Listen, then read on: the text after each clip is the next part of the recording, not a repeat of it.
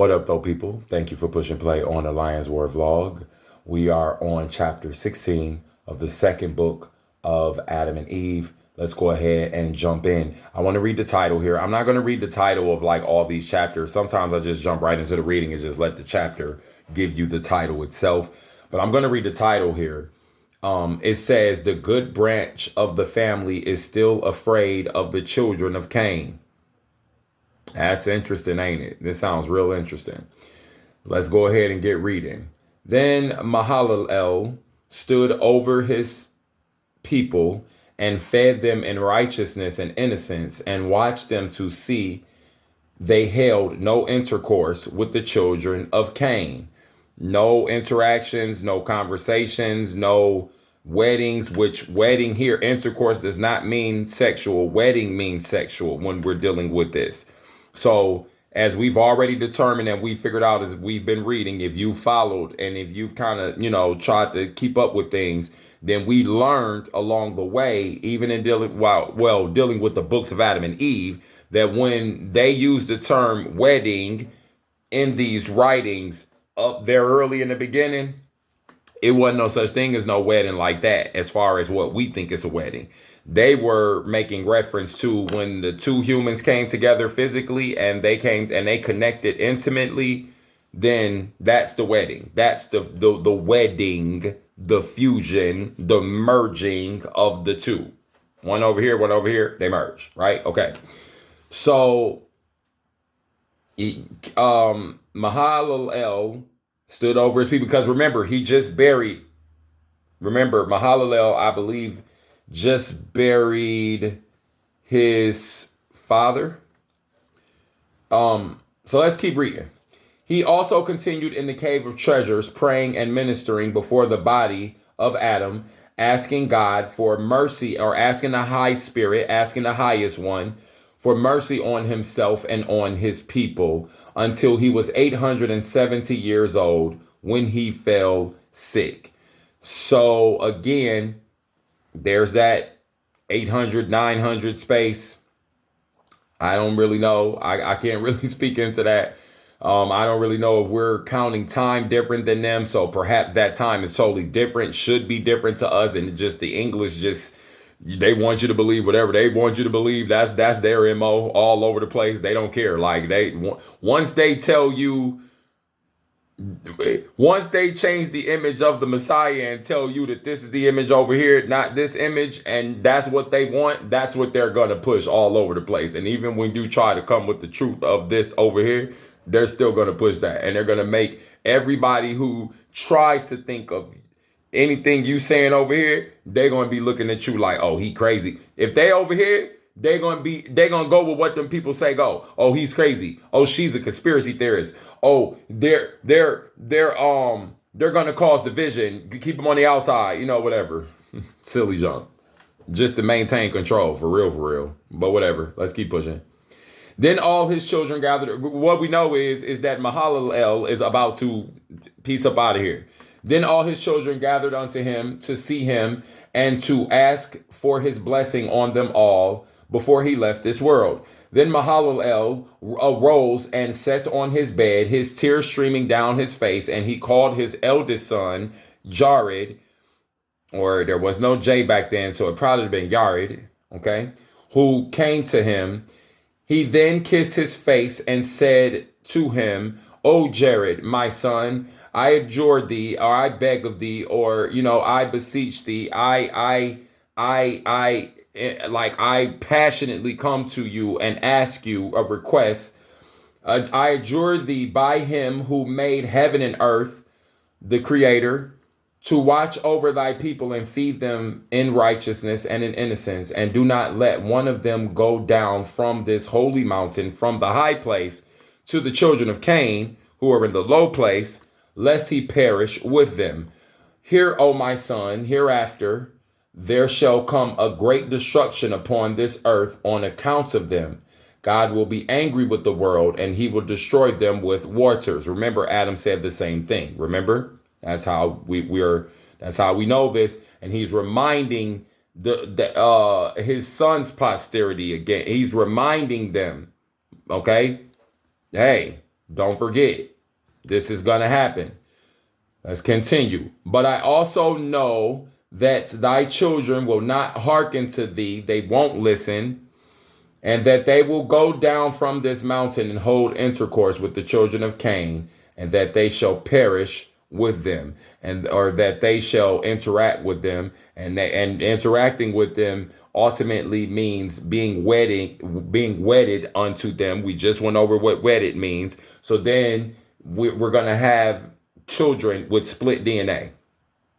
And we're going to deal with a chapter here in the next few chapters. I believe is the next one. It's pretty long. And it's going to we're going to start dealing with understanding some things about this, the state of being between the higher ones here that are mentioned, like Seth and Mahalalel and Enos, and like those children, and then Cain's children. We're going to start seeing the separation, but they're all human. They're all the same beings, but we're going to start seeing a clear line. We're also going to see, I'm pretty sure it's mentioned that we're going to see there's a point where it literally says, this writing, it says that the voice, the spirit calls the voice of God to prompt them, or there's something like that. And it starts to indicate that this communication from God that we've always been seeing, like, and before it says it's mental and it's happening in the mind, like, because it's going to say it here in these next few chapters. So before it says it in the second book of Adam and Eve, it never says or never really hints at that these communications that are happening from the higher spirit, or even like the angels or the higher beings, is happening in the mind. It's actually going to indicate that to us. So one of these next few chapters coming up is not this one. It's either the next one or the next one after that, and it's really, really good. This is a longer one. I think it's the next one. I think it's like chapter 8 or 17 or 18. But anyway, let's keep moving, because we're on what is this, 16 now. So let me get back to my point. I think I'm here. Came to him. Okay, so he asked for his eldest son Jared, why does he ask for the eldest son? He's about to be the leader. He's going to lead next, right? He's the next in charge. And that was very serious. Ancient cultures, even in more recent ancient times, if you will,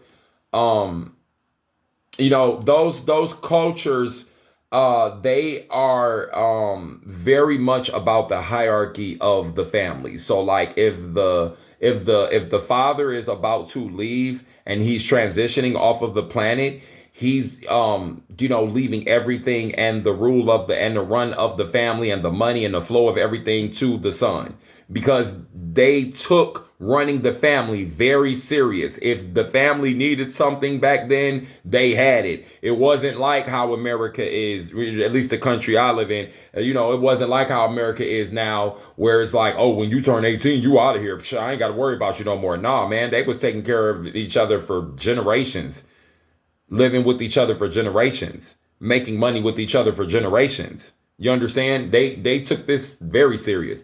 That is a lost thing in these current societies, and the earth is about to get back to that. I'm saying that here. A lot of what you're seeing on the planet, it looks crazy. It looks like evil is won. No, we are in the time where we start to see that the house built on sand is imploding. We're seeing it now. And the house that is built on solid rock is continuing to stand, and we're now starting to understand to add on to it. The pillars are there, let's build it. That's it. But back then, okay, they took this serious, so that's why he's calling for Jared, his oldest son, because Jared is about to take over, okay? And that's a thing. Here currently, when somebody get ready to die, they probably hate their kids. They probably ready to fight with their kids. So a lot of the times, not all the times, I'm not leaning towards the negative. I'm just saying, like, you can have this more often than not, where you have somebody about to leave, they not leaving nothing to their kid. They give it to some organization or something before they give it to their family.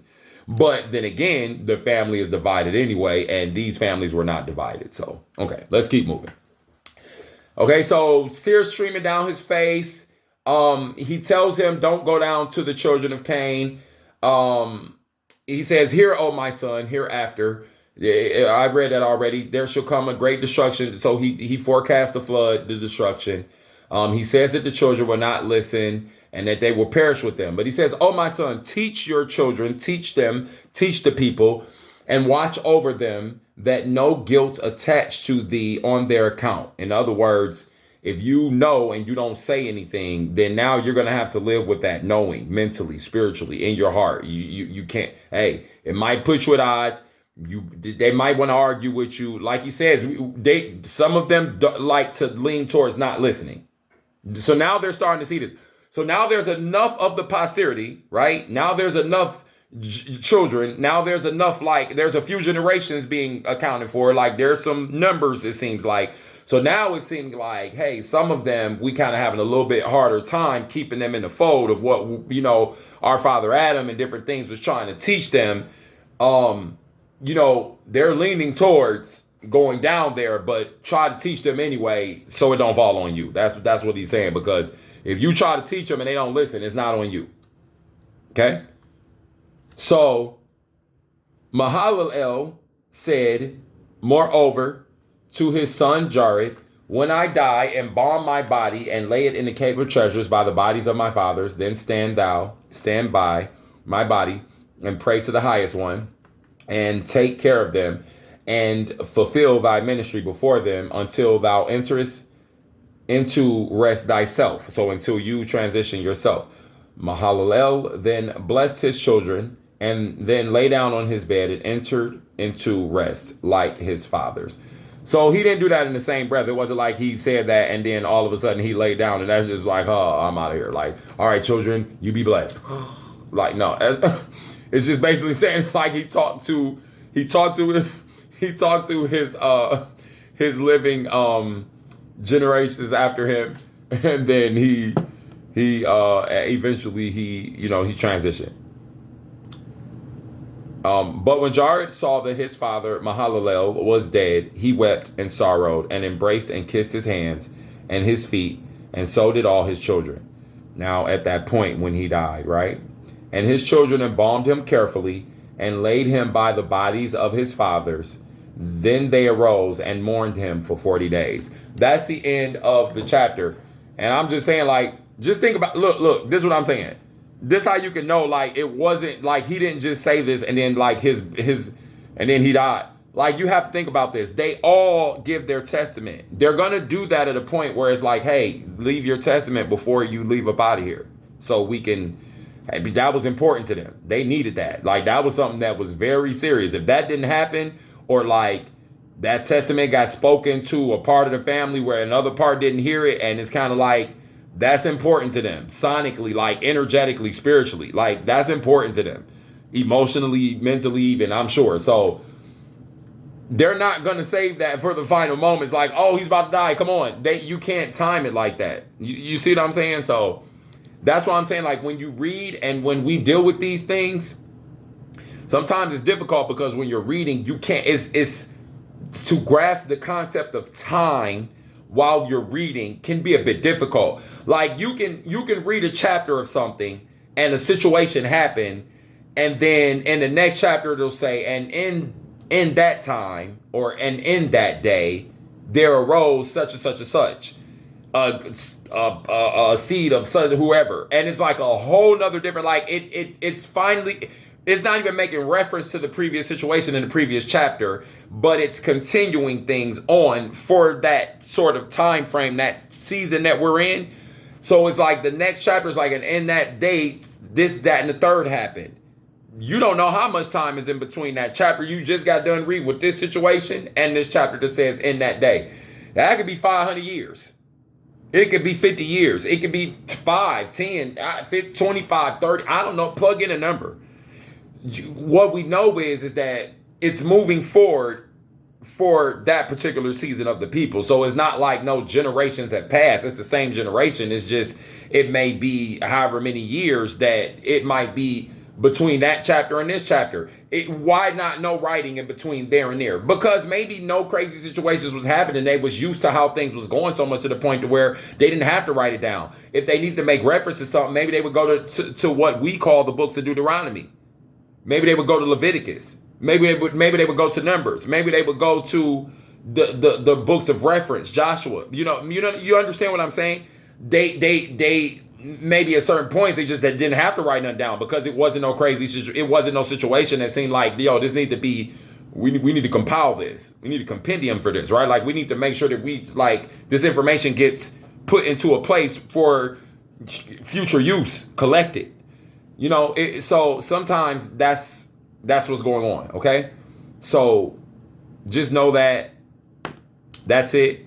We're right here at the 15-minute point. Like I said, I want these to be between 15 to 25 minutes tops. Like if it got to be longer, 25, like up in that 20 space, not like all that 40 minutes and all that. Like if it's really flowing, then yeah, but